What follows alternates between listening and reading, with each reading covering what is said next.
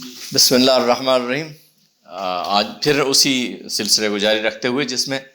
میں نے آپ کو عرض کیا تھا کہ شریعت مسلمانوں کی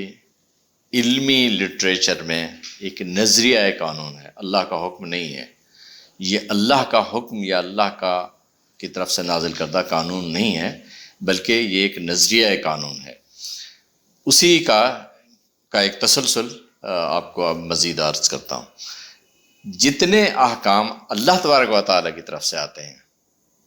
ان احکام کو فرض کریں زمان و مکان کے ساتھ یا کسی صورتحال کے ساتھ مقید کیا جاتا ہے۔ اگر وہ صورتحال موجود رہتی ہے تو اس حکم پر عمل کیا جائے گا، اور اگر وہ صورتحال نہیں رہتی تو اس پر عمل نہیں کیا جائے گا۔ لیکن یہ ضروری ہے کہ وہ صورتحال رہے یا نہ رہے، یہ آپ پر واجب ہے، اس پر آپ ایمان رکھیں کہ یہ اللہ کا حکم ہے، یہ اللہ کا حکم ہے، یہ آپ پر واجب ہے۔ تو وہ رسول اللہ صلی اللہ علیہ وسلم کے لیے جو خاص احکام ہیں، ہم پر یہ واجب ہے کہ ہم ان احکام کے متعلق یہ ایمان رکھیں کہ یہ نبی علیہ الصلوۃ والسلام پر واجب ہیں،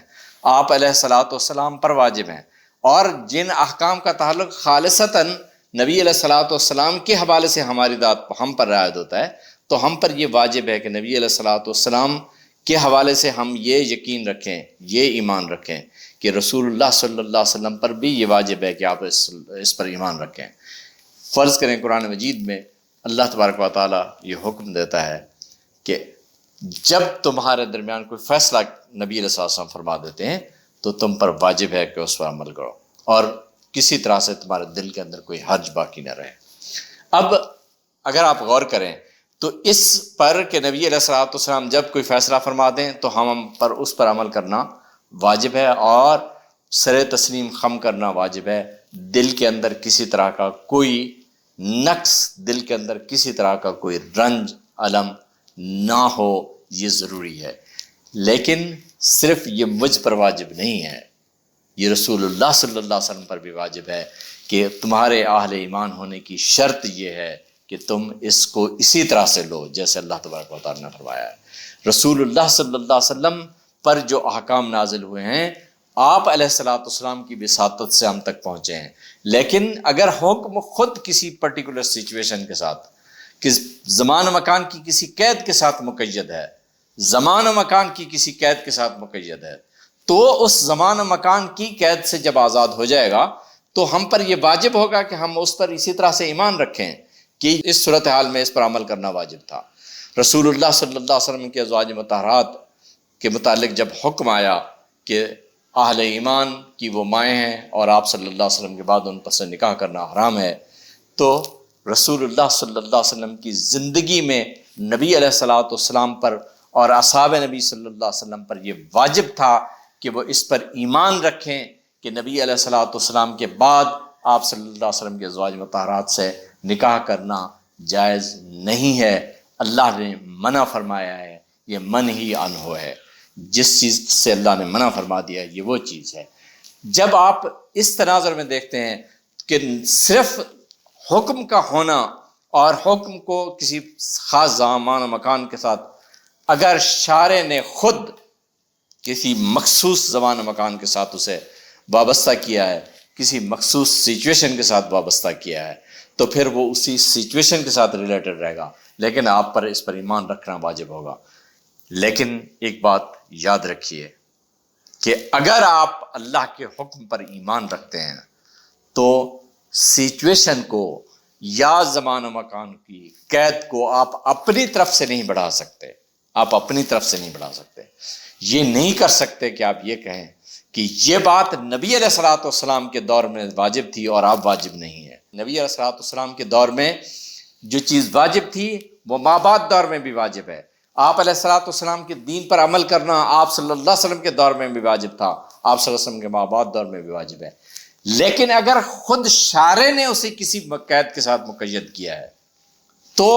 اس قید کے ساتھ شارع کے اس تقید کو آپ نے دخل اندازی نہیں کرنی، اس تقید کو آپ نے آزاد چھوڑنا نہیں ہے۔ یہاں یہ ایک مشکل پیدا ہوتی ہے کہ بعض لوگوں نے، جنہوں نے حکم سے زیادہ مقاصد حکم کو اہمیت دی، اور انہوں نے شریعت کو ایک نظریہ قانون کے طور پر لیا۔ انہوں نے بعض احکام کو نبی علیہ الصلوۃ والسلام کی ذات کے ساتھ یا نبی علیہ الصلوۃ والسلام کے بعد یا نبی علیہ الصلوۃ والسلام کے اصحاب تک محدود رکھا، حالانکہ خود شارع جل مجدہ نے اس کے متعلق ایسی کوئی قید نہیں دی۔ یہ وہ چیز ہے جسے اللہ کے حکم کے بارے میں ایک صاحب ایمان کو پیش نظر رکھنا ہے، کہ اگر اللہ نے حکم دیا ہے اور اللہ نے ہی اس کی کوئی قید بیان کی ہے تو اب آپ پر وہ قید واجب ہے کہ اس قید کا خیال رکھیں۔ آپ اپنی طرف سے اس قید کو بڑھا سکتے ہیں اور نہ گھٹا سکتے ہیں، اس لیے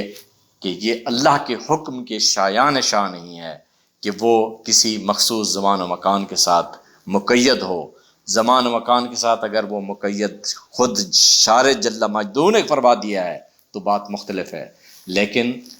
امتی کے لیے، مخاطب حکم کے لیے یہ جائز نہیں ہے کہ وہ اسے اپنی مرضی سے کوئی قید اس میں شامل کر دے اور پھر وہ اسے ایک نظریہ بنا کر پیش کر دے۔ چنانچہ نبوت کو نظریہ بنانے کی کوشش میں لوگوں نے اس طرح کی بہت ساری قیدیں نبی علیہ الصلوۃ والسلام کی نبوت میں ایڈ کی، اور انہوں نے کہا اب نبی علیہ الصلوۃ والسلام کی نبوت میں اس دور میں فلاں چیز واجب نہیں ہے، فلاں یہ کرنا واجب نہیں ہے، یوں کرنا واجب نہیں ہے، وغیرہ وغیرہ۔ یہ وہ چیزیں ہیں جو دین کو دین نہیں رہنے دیتی، اسے اللہ کا حکم نہیں رہنے دیتی، بلکہ اصل کی طرف جب یہ بات لوٹتی ہے تو اب آپ کو پتہ چلے گا کہ یہ در حقیقت وہی شریعت کے دائرے میں، شریعت کے اس دائرہ عمل میں رہتے ہوئے، جس دائرہ عمل کو شریعت ایک نظریہ قانون بنتا ہے، اس دائرہ عمل میں رہتے ہوئے اپنے لیے یہ راستہ نکالتے ہیں۔ اللہ تبارک و تعالیٰ اس صورتحال کو سمجھنے کی توفیق دے۔ والسلام علیکم ورحمۃ اللہ۔